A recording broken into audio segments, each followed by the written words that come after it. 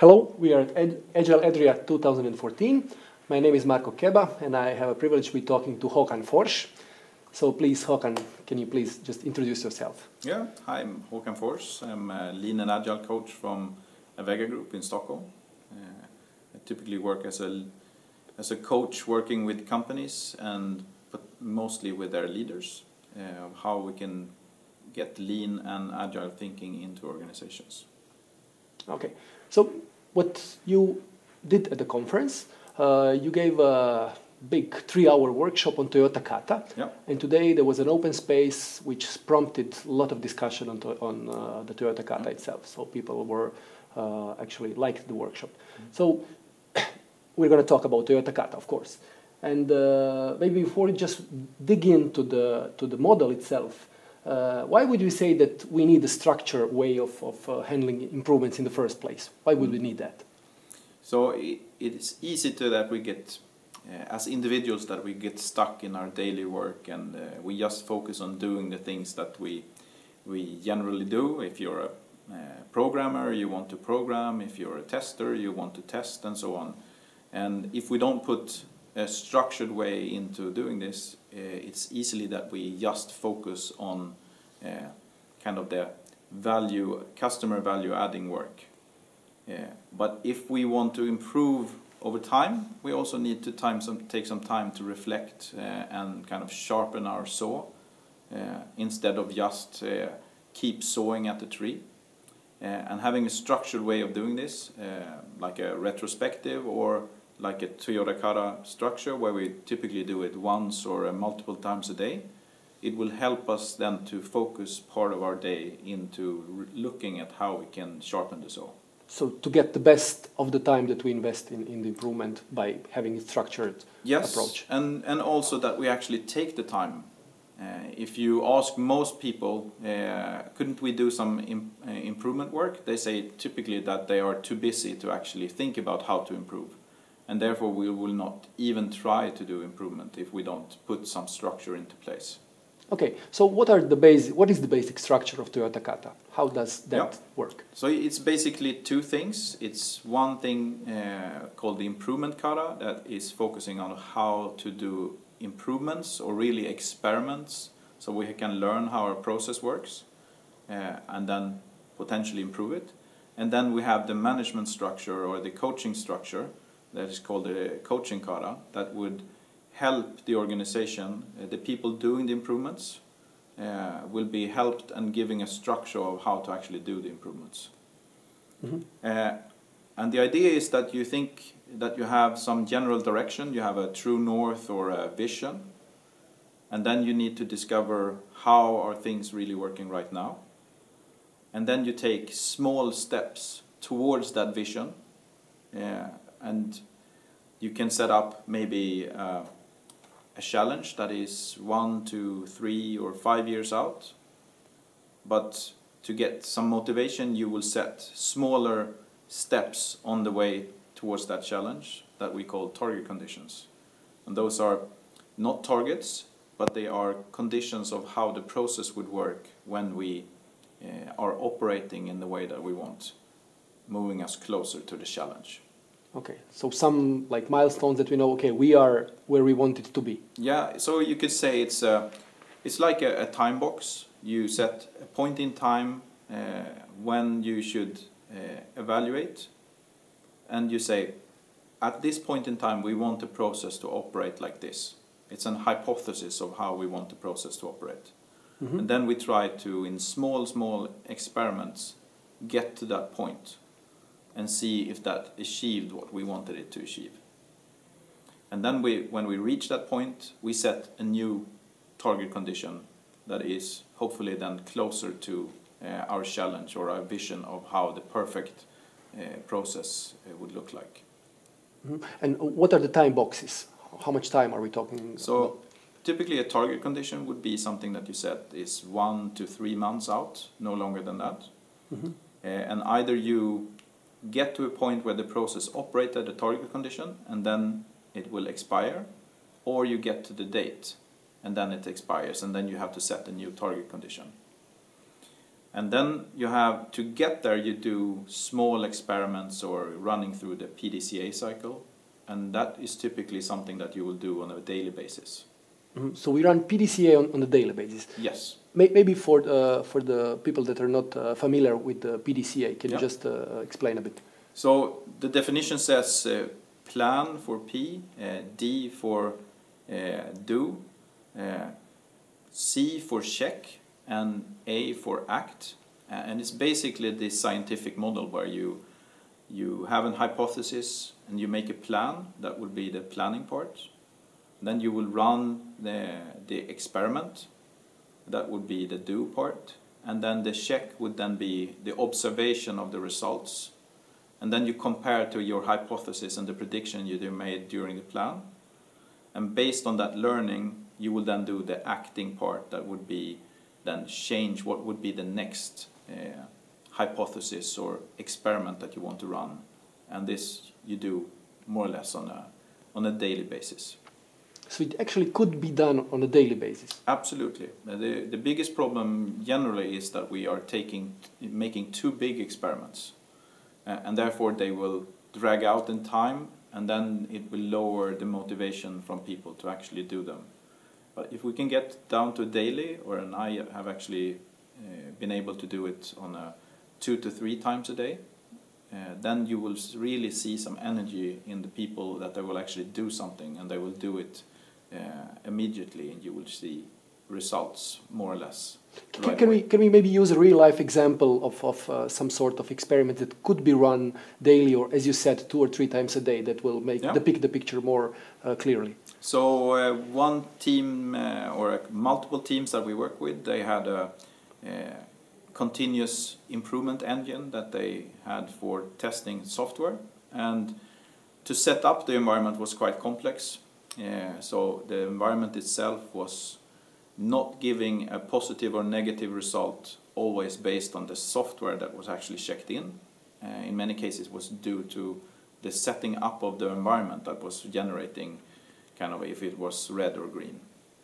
Mm-hmm. And then we said the challenge is that we want to have all the runs should give positive or negative feedback for how the software quality is. Is that the target condition? In this case, that was actually the challenge. Mm-hmm. And because the idea here was that maybe is 1 year out that we could be able to achieve that. Okay. Due to the complexity of the problem. So the target condition was to, in this case then, to move from 9 faults that was based on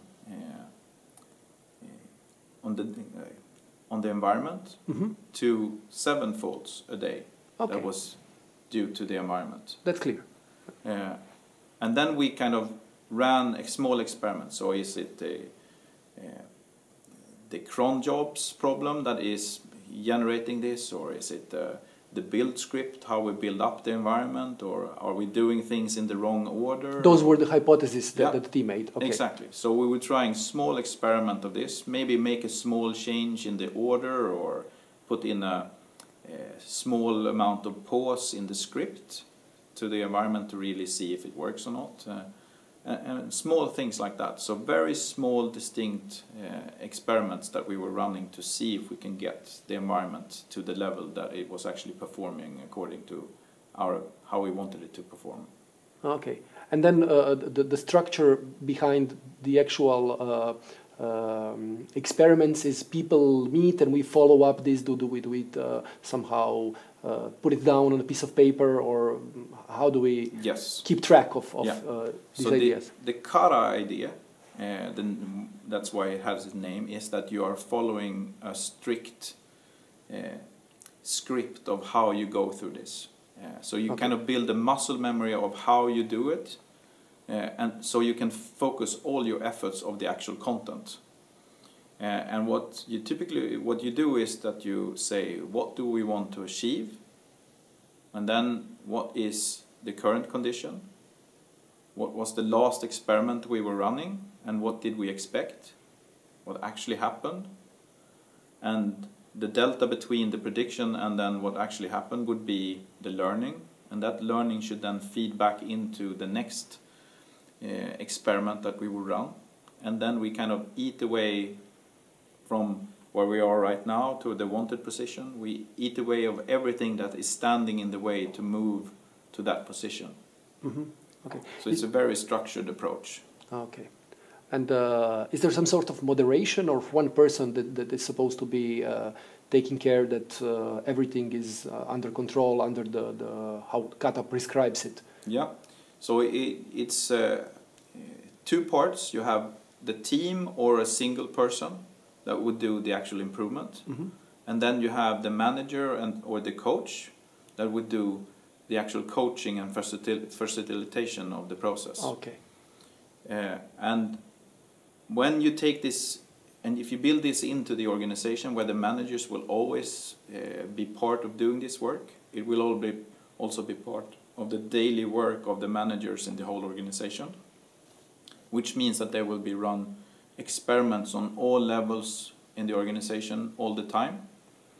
And the managers, one of the main points of the manager's job would then be to facilitate the process of the improvement, and then focusing on the process itself, not the content, because the content should be done by the learner or the team.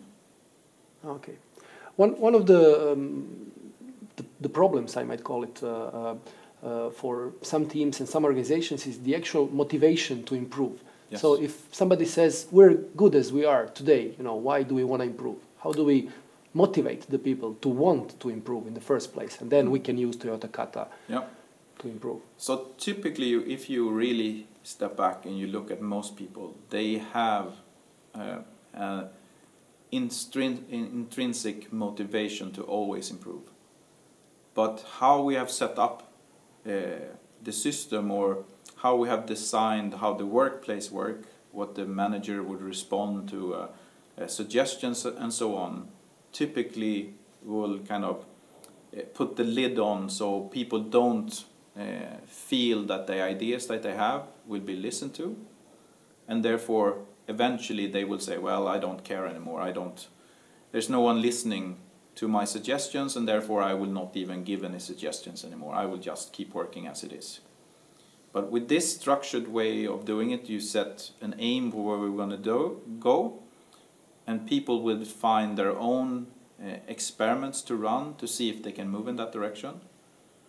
Then you will typically see that most people are really interested in doing improvements. So you mean the structure itself is going to be a motivator for people to invest their time and their ideas? If the managers, the coaches really listen to people and allow them to try things, then that is typically what would happen, yes. Okay. But it connects to the bigger system. If you get recognition for running your improvements, if you get a pat on your back, even if you run an experiment that didn't give the expected results because you have focused on the learning side and not the outcome, then you will typically see people want to do this. Okay. And you have seen that from your live experience? Yes. Your experience. The biggest problem I've had with implementing Toyota Kata would be that the managers themselves are not interested and involved in the process. They want to kind of take a step back and are not want to be involved in the coaching side. And the other part is that we run them not often enough. So some teams that I've been working with, we had a meeting once a week. Then nothing happened for more or less the whole week except for the hours before the meeting. And then they felt stressed and kind of pressured to do it.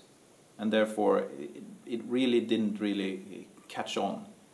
But with the teams where you could go down to a daily or multiple times a day, and they recognized that people were listening to their suggestions and they haven't even tried them out, then we got a totally different type of engagement in the work. Okay, so the more often, the less focus is lost. Yes, it's the same with when most processes, smaller batches is often better. Yeah, true. Okay, thank you very much, Hakan. Thank you.